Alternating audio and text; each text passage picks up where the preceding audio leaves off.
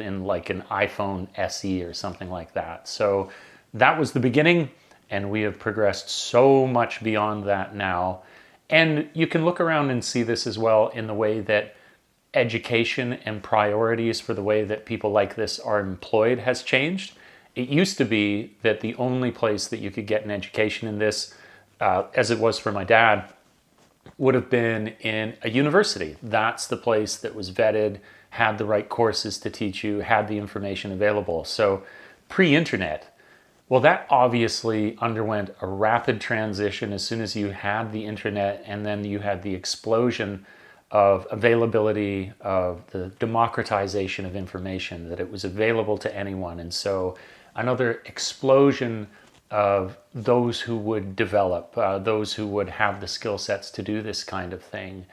And it's gone even further, where that changed access, at least initially, to the amount of information that you had available to you. The internet evolved, that there was obviously a pre-YouTube world, there was a pre-video sharing world, where that went through a huge tectonic shift, and all of this having the increased snowball effect of more freedom of information, more self-education, more developers, more creatives.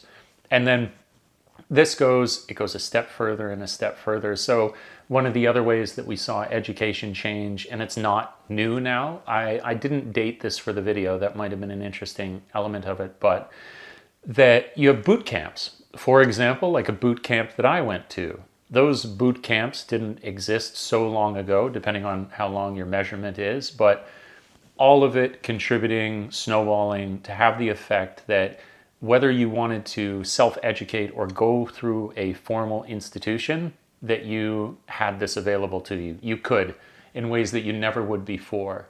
You have websites like I used before I went to the boot camp called the Odin Project, and this straight up takes you through step-by-step how to get acquainted with HTML. There's courses on JavaScript, there's courses on Ruby.